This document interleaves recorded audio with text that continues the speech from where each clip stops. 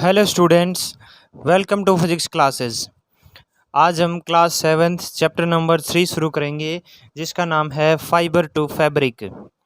देखो, फाइबर्स क्या होते हैं?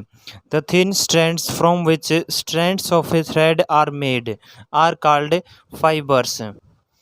देखो, इस धागे में हम समझते हैं कि फाइबर्स कहाँ पर हैं।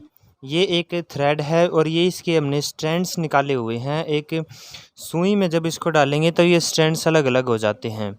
फिर ये भी स्ट्रैंड्स, जिन स्ट्रैंड्स के बने हुए हैं, उन्हें फाइबर्स कहा जाता है। अब देखो, फाइबर्स के टाइप्स क्या हैं। दो टाइप के फाइबर होते हैं। नंबर 1 नेचुरल फाइबर और number 2 synthetic fibres. Natural fibre फिर फर्दर 2 टाइप्स होते हैं, plant fibres and animal fibres. इनकी हम एक एक करके डेफिनेशन सीखते हैं। देखो, नेचुरल फाइबर्स क्या होते हैं? The fibres which are obtained from plants and animals are called natural fibres. जो प्लांट्स या फिर एनिमल्स से मिलते हैं उन्हें नेचुरल फाइबर कहा जाता है। इनके एग्जाम्पल हैं cotton, jute, wool, silk, flax and hemp. Sisal जो लीफ फाइबर है, हस्क फाइबर ये कोकोनट का फाइबर कहा जाता है। वूल है, सिल्क है, ये दोनों एनिमल फाइबर हैं। कॉटन और जूट ये प्लांट फाइबर हैं, इनको हम आगे भी डिस्कस करेंगे। देखो, नंबर 4 पर प्लांट फाइबर्स क्या होते हैं? ऐसे फाइबर जो हमें पौधों से मिलते हैं। The fibres which are obtained from plants are called plant fibres. Example देखिए इनके, कॉटन, जूट, फ्लैक्स और कोकोनट फाइबर, ये इनके एग्जाम्पल हैं। आप 2 याद करेंगे तो भी अच्छा है। एनिमल फाइबर्स देखो, the fibres which are obtained from animals. ऐसे फाइबर जो जानवरों से मिलते हैं उन्हें एनिमल फाइबर कहा जाता है। एग्जाम्पल हैं वूल, सिल्क एट्सेट्रा। देखो, फ्लीस क्या होती है? फ्लीस का मतलब है हेयर ऑफ शिप और याक। किसी भेड़ और याक के जो बाल हैं उनको हम इकट्ठा एक नाम दे रखा है हमने, फ्लीस। नंबर 7 पर हम वूल शुरू करते हैं, क्योंकि 7th क्लास में हमें एनिमल फाइबर्स पढ़ने हैं। 6th में हमने प्लांट फाइबर पढ़े थे और 8th क्लास में जाकर सिंथेटिक फाइबर्स की स्टडी करेंगे। वूल देखो, it is derived from hairy fibres. ये हमें भेड़ के, बकरी के, ऊँट के या के इनके बालों से मिलती है, तो इसलिए हेयरी फाइबर बोलते हैं इसको। एनिमल कौन से हैं जो वूल प्रोड्यूस करते हैं? शिप है, याक, गोट एंड कैमल। याक वूल है, ये तिब्बत और लद्दाख के इलाके में मिलती है।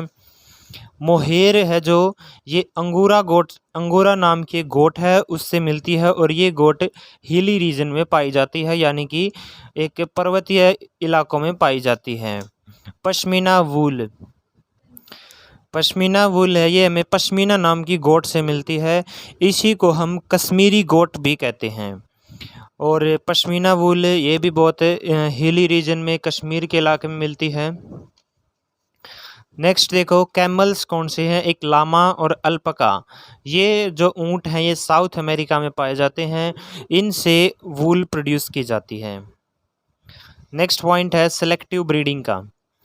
देखो, the process of selecting parents for obtaining special characters in their offspring is termed as selective breeding. ये ऐसी प्रोसेस है कि हम ऐसे पेरेंट्स को सेलेक्ट करें जिनमें स्पेशल कैरेक्टर्स हैं, जिनमें एक जो शिप है उसमें 2 टाइप के हेयर पाए जाते हैं, एक कोर्स और एक सॉफ्ट। एक कोर्स, एक सॉफ्ट हेयर। तो हमें स्पेशल कैरेक्टर लेने हैं उनके ऑफस्प्रिंग में, उनके जो बच्चा पैदा हुआ है वो सिर्फ सॉफ्ट हेयर वाला होना चाहिए। ये स्पेशल कैरेक्टर हैं। स्पेशल कैरेक्टर का मतलब सिर्फ सॉफ्ट हेयर से है। तो ऐसे पेरेंट्स सेलेक्ट होंगे उसके लिए जिनमें सिर्फ सॉफ्ट हेयर होंगे, जो अंडर हेयर हैं, और इसी प्रोसेस का नाम है सेलेक्टिव ब्रीडिंग। आगे देखो, from fibres to wool. Fibre से लेकर वूल कैसे बनती है? सबसे पहले तो इन शिप को रखना पड़ेगा और इसी रख रखाव को बोला जाता है rearing and breeding of ship. ये प्रदेश कौन से हैं जहाँ पर पाई जाएगी? जम्मू एंड कश्मीर, हिमाचल प्रदेश, उत्तराखंड, अरुणाचल प्रदेश, हरियाणा, पंजाब, गुजरात और राजस्थान के इलाकों में ये पाई जाती हैं। इनके लिए भोजन क्या है, फूड क्या है? पल्सेस कॉर्न है, ज्वार है, ऑयल केक्स हैं। ऑयल केक्स होते हैं जो सरसों का तेल निकालने के बाद वेस्ट बचता है, उनसे वो ऑयल केक्स ये खा लेती हैं। सर्दियों के मौसम में ये पत्ते, ग्रेन, चारा और ड्राई फोडर, सूखे भोजन करते हैं, क्योंकि सर्दियों के मौसम में ये ज़्यादातर अंदर रहती हैं, इंडोर रहती हैं। नेक्स्ट देखो, जो फाइबर से वूल बनाने की सबसे पहला स्टेप है उसको शेयरिंग बोलते हैं। शेयरिंग की डेफिनेशन देखोगे तुम, the process of removing the fleece of sheep along with a thin layer of skin. जो एक भेड़ है उसके बालों को हटाने की प्रोसेस, बालों के साथ साथ एक पतली सी स्किन की लेयर भी उतारी जाती है, उसमें इनको दर्द नहीं होता क्योंकि वो भी डेड हो चुकी होती है, और इसी प्रोसेस का नाम है शेयरिंग। शेयरिंग के बाद दूसरा स्टेप आता है स्कोरिंग का। फिर इसको जो उतारी गई स्किन है उसके साथ बाल हैं उनको साफ करना है। The process of washing the sheared skin with hair in tanks to remove grease, dirt and dust। जो भी ग्रीस है, डर्ट है और डस्ट है, इन चीज़ों को हटाने के लिए उसको टैंक में डालकर साफ़ किया जाता है। इसी प्रोसेस को स्कोरिंग बोलते हैं। स्टेप नंबर 3 सॉर्टिंग आता है, the process of separating the hair of different texture. यानी कि अलग अलग प्रकार के बाल हैं, अलग अलग उनको हाथ लगाकर अलग अलग फील होता है, तो उनको अलग करना है, इसको सॉर्टिंग बोला जाता है। स्टेप नंबर 4 में देखिए, पिकिंग ऑफ बर्स। बर होते हैं small fluffy fibres for scoring again. जो फ्लफ़ी फाइबर बच जाते हैं, कई बार आप स्वेटर पहनते हो उनमें भी राउंड शेप के कुछ फ्लफ़ी फाइबर से निकल आते हैं, उनको उसी वक्त जब हम वूल बना रहे हैं वहीं पर अलग किया जाता है और फिर उनको दोबारा से स्कोरिंग के लिए भेज दिया जाता है। स्कोरिंग मीन्स दोबारा वॉशिंग के लिए भेज दिया जाता है। अगले स्टेप में देखो, डाइंग के लिए यूज़ करते हैं। Now the wool is ready to be drawn into fibres. अब हमारी वूल रेडी है कि हम इसको फाइबर्स में कन्वर्ट कर सकें। नेक्स्ट है step number 5 dyeing. Dyeing means colouring. अब ये जो फ्लीस आई है इसको कलर करना है। नेचुरल फ्लीस है वो ब्लैक, ब्राउन और वाइट कलर की हो सकती है, इसको हम अपनी मर्जी से कोई भी कलर दे सकते हैं। स्टेप नंबर 6 में देखिए, स्ट्रेटनिंग द फाइबर्स। अब जो फाइबर हमने बनाए हैं उनको सीधा करना है।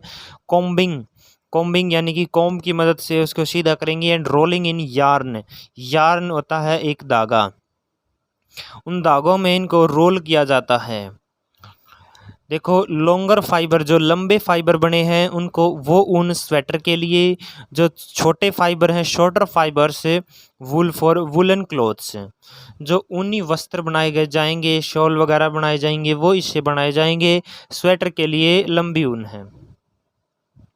तो इसको फ्लो चार्ट की मदद से हम देख सकते हैं। देखो, शेयरिंग के बाद स्कोरिंग के बाद सॉर्टिंग, फिर क्लीनिंग और फिर बर्स, फिर डाइंग और फिर रोलिंग। यहाँ पर यार्न तैयार हो जाता है। ये कंप्लीट प्रोसेस थी वूल के लिए। नेक्स्ट हम स्टडी करते हैं सिल्क।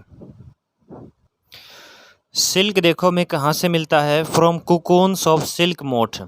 सिल्क मोथ यानी कि रेशम के कीड़े का कुकून है, उससे सिल्क मिलता है और इन्हीं की खेती को सेरीकल्चर बोलते हैं। Rearing of silk worms for obtaining silk is called sericulture. अपना किसी भी प्लॉट में या फील्ड में इनको रखना सिल्क पैदा करने के लिए, उसी को सेरीकल्चर कहते हैं। सबसे पहले हम सिल्क कैसे मिलता है उससे भी पहले सिल्क की लाइफ हिस्ट्री पढ़ते हैं। Number 1 female silk moth Lay's eggs from which hatch larvae called caterpillars. सबसे पहले एक मादा जो सिल्क मोथ है वो अंडे देती है और उनसे लार्वा निकलते हैं, उन लार्वा को ही हम कैटरपिलर बोलते हैं। फिर ये साइज़ में बड़े हो जाते हैं, grow in size. When it is ready to enter the next stage, जो अगली स्टेज है वो प्यूपा की स्टेज है। उससे पहले it first weaves a net to hold itself, अपने चारों तरफ ये एक नेट बनाते हैं अपने आप को रखने के लिए उसके अंदर। Then it swings its head from side to side in the form of 8, फिर ये अपने सिर को घुमाते हैं 8 की फॉर्म में, और उस घुमाने के साथ साथ एक सब्सटेंस सिक्रीट करते हैं। देखो इसमें ये ग्रो इन साइज है, इस पॉइंट को अगर एक्सप्लेन करें तो ये लगभग 3 हफ्ते तक 3 वीक्स तक 20 डेज खाते रहते हैं, लगातार खाते और खाते रहते हैं पत्तों को, ये मलबेरी लीव्स को खाते हैं। उसके बाद साइज में बड़े हो जाते हैं। नेक्स्ट नंबर 10 देखिए, फ्रॉम कुकून टू सिल्क, इस कुकून से सिल्क कैसे बनाया जाता है। देखो rearing silk worms, silk worms का रख रखाव उनको अपने घर पर, अपने प्लॉट में, खेत में, यानी कि अपने अधिकार क्षेत्र में रखना। सबसे पहला पॉइंट है, hundreds of eggs are laid by a female silk moth at a time, एक बार में सैकड़ों अंडे दिए जाते हैं एक फीमेल मादा सिल्क मोथ के द्वारा। फिर eggs are warmed to a suitable temperature for larva to hatch, उन अंडों में से लार्वे निकालने के लिए उनको गर्म किया जाता है एक पर्टिकुलर टेम्परेचर पर। उसके बाद कैटरपिलर्स, जो ये लार्वे हैच हुए हैं, लार्वे निकले, इन्हीं को कैटरपिलर बोलते हैं। फिर ये कैटरपिलर खाते रहते हैं और खाते ही रहते हैं, दिन रात खाते हैं और अपने साइज़ में एक एनॉर्मस वृद्धि करते हैं, बहुत ज़्यादा बढ़ जाते हैं। फिर इनको एक बैम्बू ट्रे यानी कि बांस की एक ट्रे में रखा जाता है।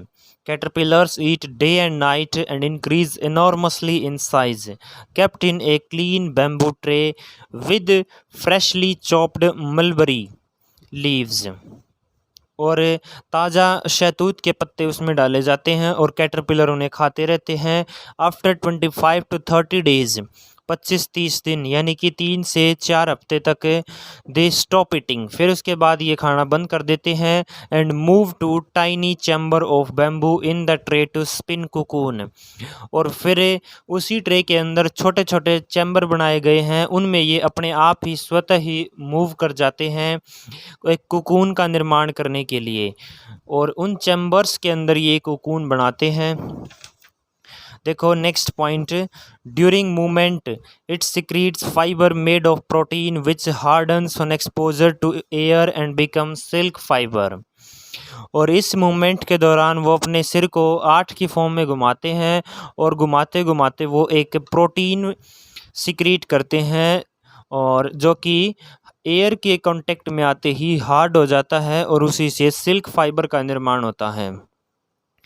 नेक्स्ट देखो, now it enters the next stage called pupa, और फिर ये प्यूपा की स्टेज में चला जाता है और फिर इसका विकास इस कुकून के अंदर होता है।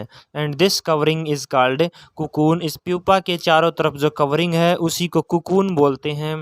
And further development of pupa into moth continues inside the cocoon, फिर इस कुकून से ही सिल्क बनाया जाता है, इसी को वार्म करके या पानी में उबाल के इस तरह सिल्क बनाते हैं। सिल्क में वैरायटी क्या क्या है, एक मलबरी सिल्क होता है, एक तसार सिल्क होता है, एक एरी सिल्क होता है और एक मुगा सिल्क होता है। ये इसकी वैरायटीज़ हैं जो आप याद कर सकते हैं। नेक्स्ट देखो, reeling of silk, the process of taking out threads from cocoon for use as silk, silk की फॉर्म में यूज़ करने के लिए जो धागे निकाले जाते हैं कुकून से, उन्हें उसी प्रोसेस को हम रीलिंग बोलते हैं, reeling of silk. Then silk fibres are spun into silk threads, फिर सिल्क फाइबर्स को सिल्क थ्रेड में कन्वर्ट किया जाता है। उसके बाद सिल्क के कपड़े बनाए जाते हैं which are woven into silk cloth. तो ये आज हमने क्विक सा एक चैप्टर रिवीजन किया है, तो जो बच्चे रिवीजन करना चाहते हैं यहाँ से कर सकते हैं। ये चैप्टर कंप्लीट होता है, इतना ही है ये। अगली वीडियो में हम चैप्टर नंबर 4 पढ़ेंगे। Thank you very much.